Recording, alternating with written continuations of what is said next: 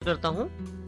यदि आप हर एक आउटपुट को अलग लाइन में लाना चाहते हैं तो इसके लिए आप बैकस्लैश प्रेस करें और साथ में एन का प्रयोग करें। इसका अर्थ यहाँ पे नेक्स्ट लाइन से है। जैसे ही मैं कंट्रोल F9 करता हूँ और Alt 5 करके देखता हूँ तो देखिए नेक्स्ट जो लेटेस्ट आउटपुट हमारे पास सबसे लास्ट में आई है वो अलग लाइन में है। फिर से एंटर, फिर से कंट्रोल F9 करता हूँ, Alt F5 करता हूँ तो फिर से जो नेक्स्ट आउटपुट है वो अलग लाइन में है। तो यदि आप अपनी आउटपुट्स को अलग लाइन में लाना चाहते हैं, नई लाइन में लाना चाहते हैं, तो आप बैकवर्ड स्लैश के साथ एन का प्रयोग करते हुए ये कर सकते हैं। इस प्रकार से हमारा ये पहला और बेसिक प्रोग्राम है। इस प्रकार से हमने पहला प्रोग्राम जो कि बिल्कुल बेसिक प्रोग्राम है उसको बना लिया है। अब यहाँ पे हमारे पास दो समस्याएं हैं। पहली समस्या, यदि आप Alt 5 करके देखें तो यहाँ पे आपको जो भी आपकी लेटेस्ट आउटपुट है उसके साथ पुरानी आउटपुट भी आपको मिलेगी। जैसे कि मान लीजिए यहाँ पे मैं कुछ चेंजेस करता हूँ, यहाँ मैं कुछ ऐड कर देता हूँ और फिर से कंट्रोल F9 करता हूँ तो आप देखेंगे कि नई आउटपुट के साथ पुरानी आउटपुट वहीं पे अवेलेबल है। इस प्रकार से जब भी मैं प्रोग्राम चला रहा हूँ तो पुरानी आउटपुट वहीं पे उसी स्क्रीन पे अवेलेबल है, साथ ही नई आउटपुट भी वहीं पे दिखाई जा रही है। मैं ये चाहता हूँ कि पुरानी आउटपुट को हटा दिया जाए। जब भी प्रोग्राम चले बिल्कुल फ्रेश स्क्रीन पे मेरी जो नई आउटपुट है वो दिखाए, पुरानी आउटपुट साफ करके दिखाए।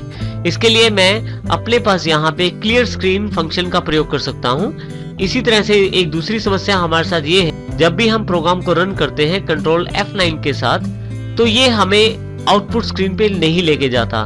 देखिए कंट्रोल F9 करते हैं तो ये हमें आउटपुट स्क्रीन पे नहीं लेके जाता। यदि हम चाहते हैं कि आउटपुट स्क्रीन प्रोग्राम रन करते समय ही हमारे समक्ष आ जाए, हमारे सामने आ जाए, तो इसके लिए हम एक और फंक्शन जो कि getch है उसका प्रयोग कर सकते हैं। getch का मुख्य प्रयोग एक कैरेक्टर को रीड करने के लिए किया जाता है। कीबोर्ड के द्वारा जब भी आप कोई की प्रेस करते हैं तो वो उस की को getch के द्वारा डिटेक्ट किया जाता है।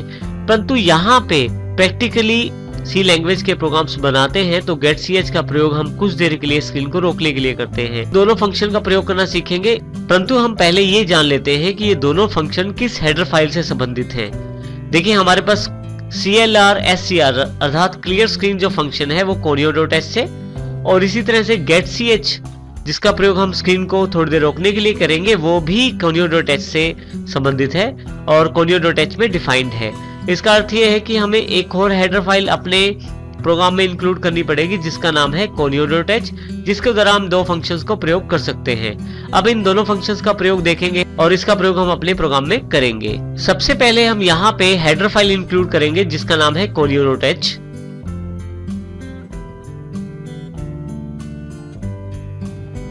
अब हम दोनों फंक्शंस का प्रयोग करना चाहते हैं। देखिए सबसे पहले जो क्लियर स्क्रीन फंक्शन है हम उसको सबसे पहली लाइन बनाएंगे अपने पास यहाँ पे, क्योंकि मैं चाहता हूं कि जब प्रोग्राम चले तो पिछले वाला सारा जो आउटपुट है वो साफ हो जाए स्क्रीन से।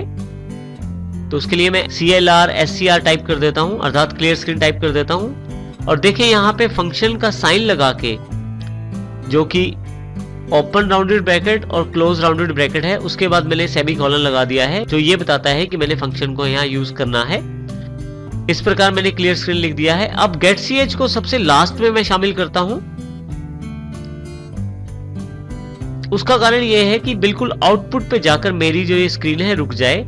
ये ध्यान रखिएगा कि getch का जो एक्चुअल प्रयोग रहता है वो कीबोर्ड से कैरेक्टर को रीड करना होता है, परंतु प्रैक्टिकली जब हम प्रोग्रामिंग करते हैं तो हम अपनी स्क्रीन को कुछ देर पॉज करने के लिए, रोकने के लिए या आउटपुट देखने के लिए getch का प्रयोग कर लेते हैं, क्योंकि जब तक हम कीबोर्ड का कोई की प्रेस नहीं करेंगे तब तक हमारा जो आउटपुट स्क्रीन हमारे सामने शो होगा।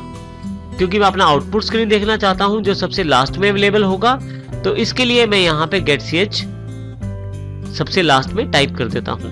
अब फिर से कंट्रोल F9 के साथ हम इसे रन करते हैं प्रोग्राम। अब की बार देखिए आपके पास एक तो पिछले वाला जो आउटपुट था वो सारा क्लियर कर दिया गया है और उसके पश्चात हमें आउटपुट स्क्रीन पे रोक भी दिया गया है, जो कि getch के कारण है। जब भी यहाँ मैं कोई की प्रेस करता हूँ तो फिर से वापस अपने प्रोग्राम पे आ जाता हूँ। अब यहाँ पे मैं इस प्रोग्राम का जो printf मैसेज है इसको यहाँ से मैं चेंज कर देता हूँ और फिर से कंट्रोल F9 करता हूँ। आप देखेंगे पिछले वाला जो 1 2 3 हेलो फ्रेंड मैसेज था वो अब यहाँ पे स्क्रीन पे अवेलेबल नहीं है, क्योंकि क्लियर स्क्रीन के द्वारा उसे साफ कर दिया गया है। और मेरे पास अब मुझे Alt+F5 का प्रयोग करने की आवश्यकता नहीं है।